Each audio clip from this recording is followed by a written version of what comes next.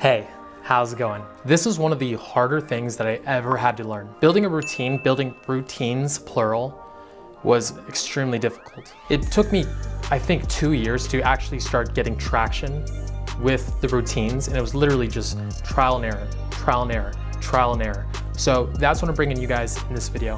I'm giving you guys what took me so long to learn. And with that being said, let's get into the video.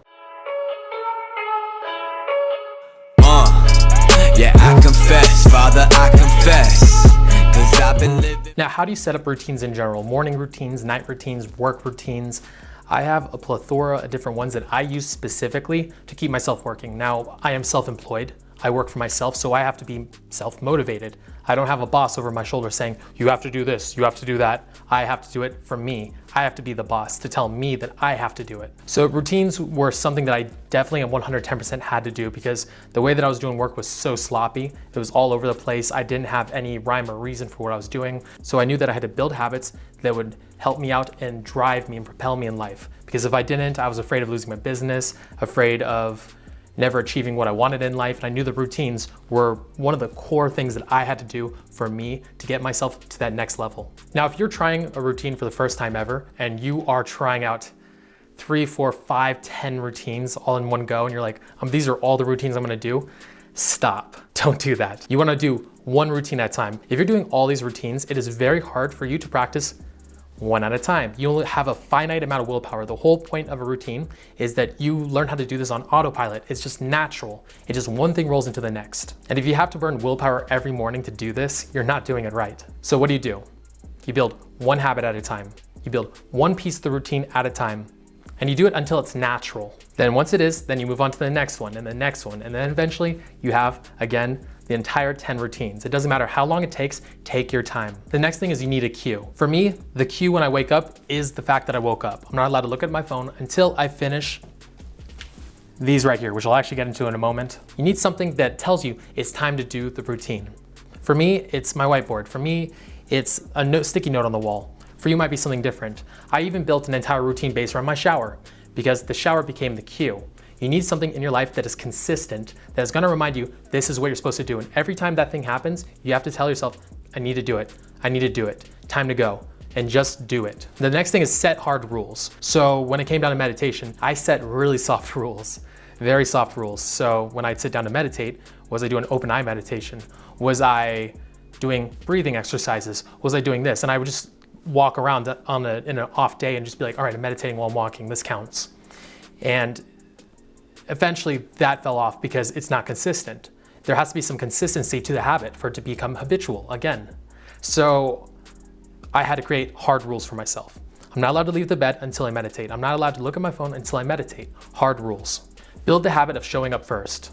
Now, if you're trying to do meditation, for example, and it's tough for you to meditate 20 minutes in one go, if you get pissed at yourself for not completing the habit and you fall off the horse, are you gonna get back on? Like every day you have a bad day, is it just gonna be that difficult to do 20-minute meditation? This is the rule. When you can't do that 20-minute meditation, you back it off. Don't think 20 minutes. Instead, do 20 breaths. Do 20 present breaths.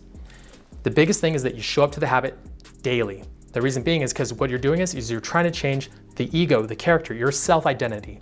And you do that by changing your actions. As you start taking certain actions, your brain's gonna be like, well, maybe I'm this kind of a person. And the second you think that and you start believing you are the person that just does this habit, it's gonna become tenfold more effortless. And as time goes on, you'll start doing more and more and more as your identity keeps driving the habit forward. Now, no matter what you do, you're gonna fall off. You'll fall off multiple times. So I'm gonna tell you guys what to do.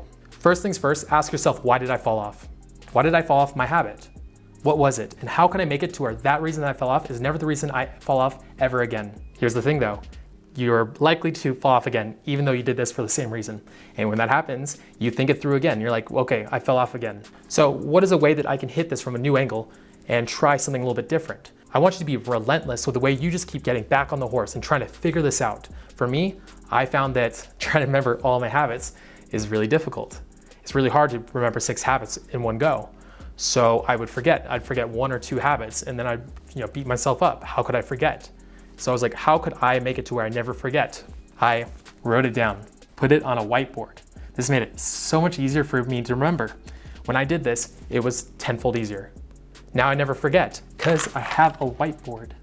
The next thing you want to do is build the buy-in. So the way that I do it is that I watch people, or I try to be around people that have those habits and they endorse them. They could be YouTubers, it could be my friends, and I constantly will talk to them about it and try to make it a part of my culture. This is a really good hack. So for me, I'm trying to eat a lot cleaner. So what am I doing? I'm watching a lot of dietitians. I'm watching a lot of people that talk about health and eating healthier. And now it's becoming a part of my culture. It's becoming part of my tribe, and I'm hacking this part of me. It's part of me that wants to be like everybody else. And now again, I'm part of that culture. I think that I'm a vegan. I think that I'm a person that eats greens and takes care of himself. Now guess what? I start taking care of myself. Now again, you're gonna fall off again and again. The big thing is that you always get back on. Do not tell yourself, I'm gonna wait till next Friday. Don't tell yourself, I'm gonna wait till next Saturday or till New Year's resolution. No, the second that you realize you fell off, the next day when you're supposed to hit the habit, you get right back on the habit. You don't wait it out. You don't give yourself an excuse. You do it immediately the next day. Don't tell yourself later, because later will never come. You're not gonna have the proper moment. You're not gonna have the right time. It's gonna be one step at a time, and it has to be relentless. And with that being said, peace out.